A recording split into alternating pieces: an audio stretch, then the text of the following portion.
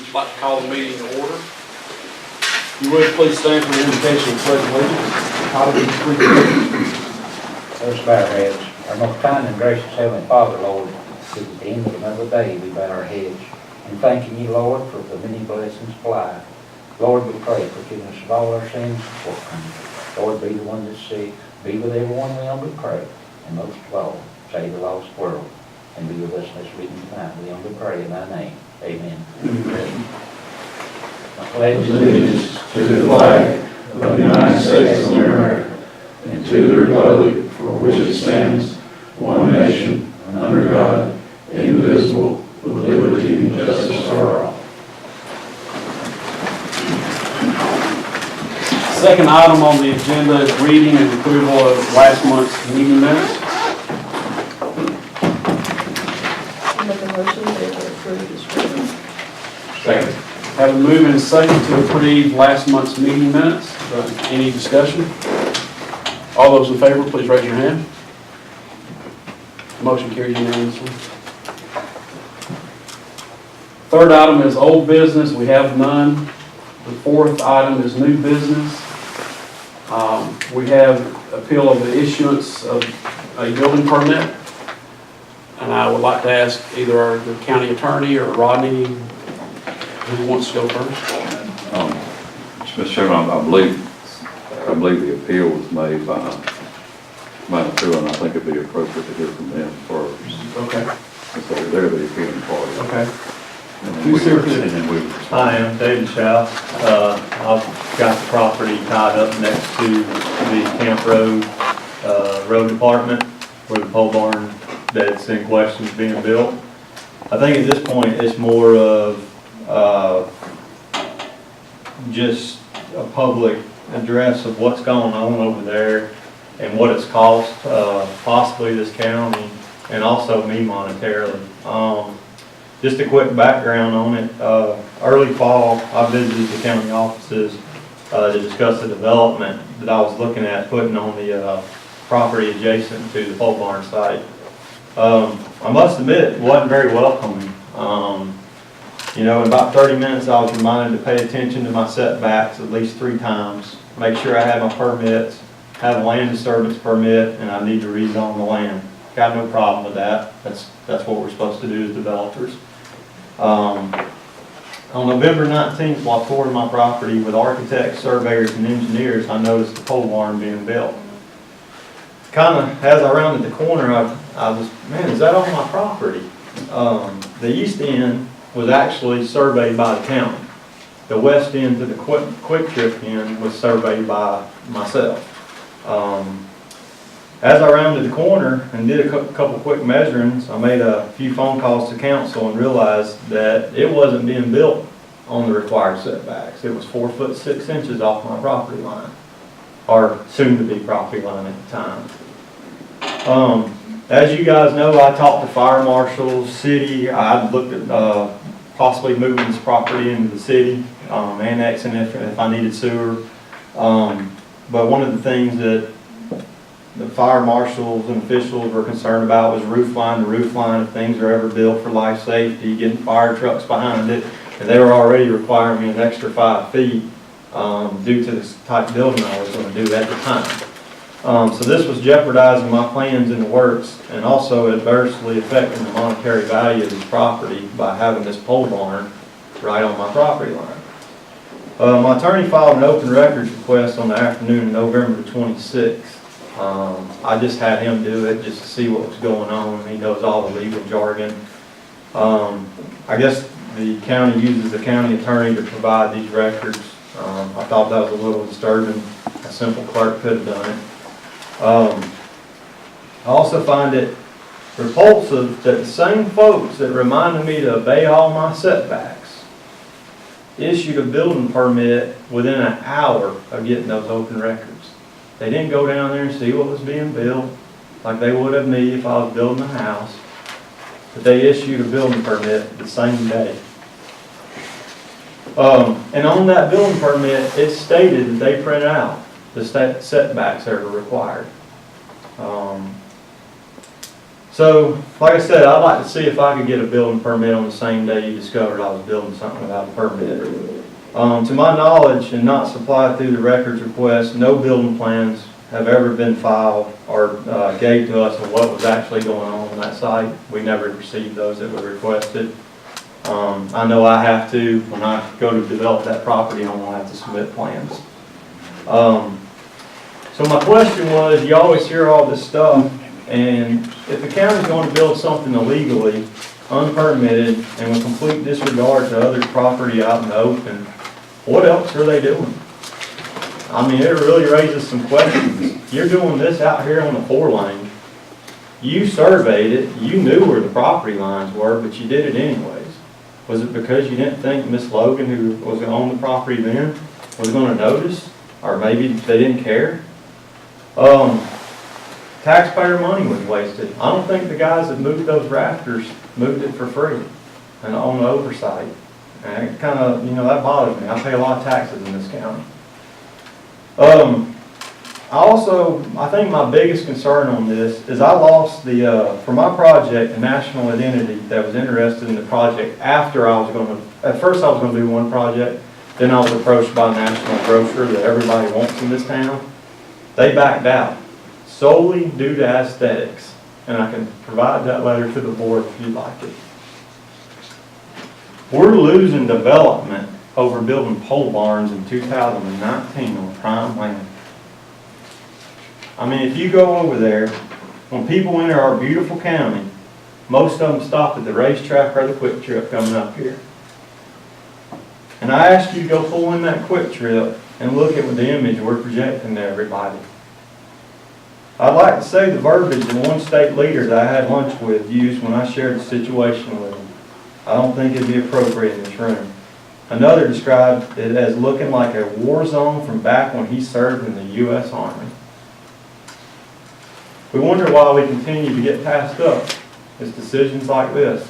Now, I know you guys didn't have, probably everything to do with that pole barn, but this is what's going on. And this is the image we're portraying. Pole barn's been moved, so I don't think the appeal really can go forward. I don't think it belongs there. I don't think it looks right. I think it's atrocious. But it has been moved. I just mainly wanted to bring to your guys' attention the image we're projecting. And I thank all you guys for your time and what you do for the local county and trying to make the right decisions. That's it. Thank you, Mr.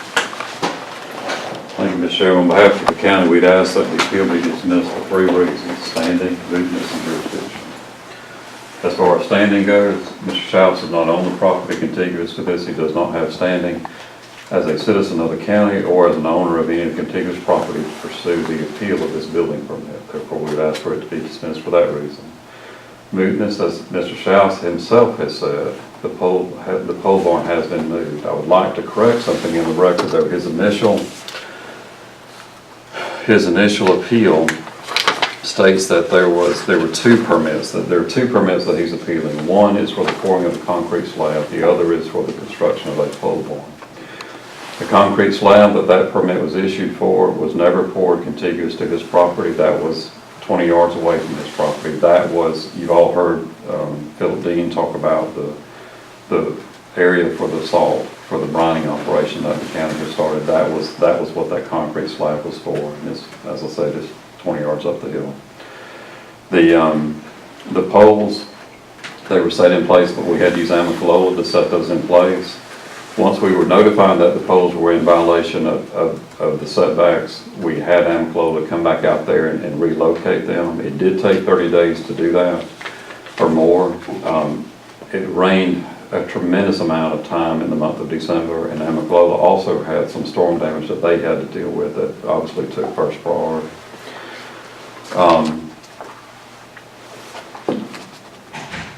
So with regard to the requirement, that's where we say where we would go with mootness. With regards to the jurisdiction, the county does not have to issue the county a building permit. There is something called sovereign immunity. The sovereign can do no wrong. That is our, that's just a statement of sovereign immunity. The reason why we issue building permits are for really three reasons. One is, and they're for convenience for how we do our records internally. We have, this is how we create the database where we update our insurance information that we get once a year to make sure that we have all the buildings insured that we have on there. It's one of the ways that we help make sure that we have turned in what we need to turn in. We also, as a convenience for Amicalola in this situation, when we do the application for powers, I said we don't have to issue a building permit, but that permit itself has information on it that the utilities require, and the utilities require everybody else to have a permit. It makes things go smoother. We might as well have that information for them. We want to generate it in and of ourselves. And that leads us to the third one, which is a jurisdictional requirement. It's also a mootness issue in that this property is actually in the city limits of Jasper, and I have the tax record that I would like to put in the record for that. Therefore, the county does not have jurisdiction to issue any permits in the city of Jasper. That's why these were issued, just for our convenience, for our own internal record keeping, not necessarily to make sure we were in compliance with, or that we were going to fine ourselves or anything of that nature. For the record, I would like for the printout that Rodney has printed out with regard to the tax map showing that this property is in the city limits. I would also like to give a letter that Rodney's office has provided that from the city of Jasper, where the city of Jasper confirms that they do not require building permits for any state, federal, or local entities. Again, going back to the sovereign. I'd also like to have in the record the pictures that Rodney took on January the 10th, showing the relocation of the poles and showing that they're well within the setback areas. Lastly, I would like to ask for this board to dismiss the appeal of both of the building permits for the reasons that I've stated.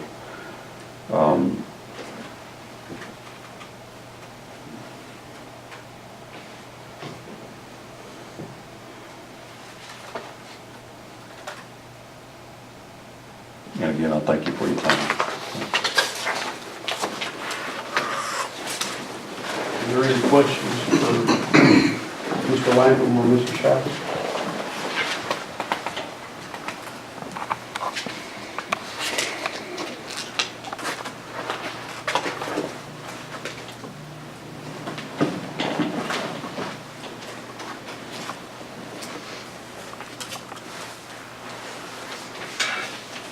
Mr. Chairman, I move to accept the recommendation of the county attorney with respect to this complaint and everything that he stated therein.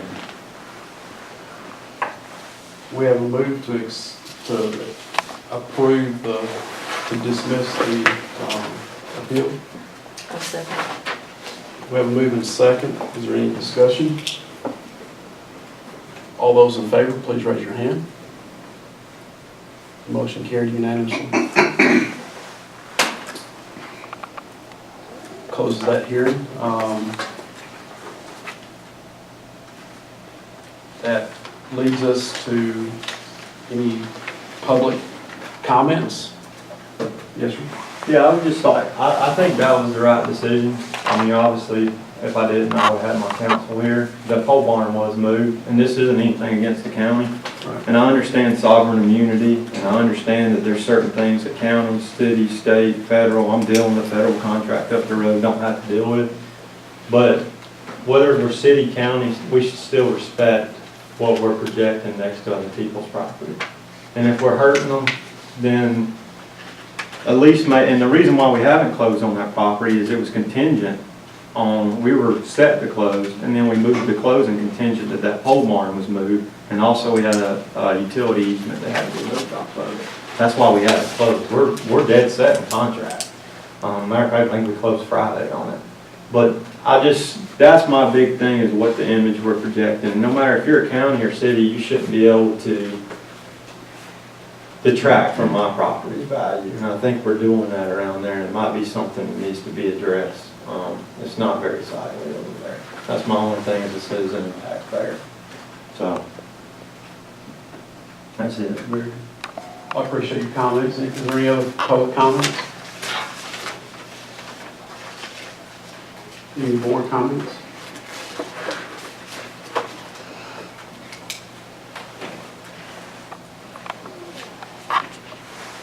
If not, the next item is adjournment. Do I hear a motion to adjourn?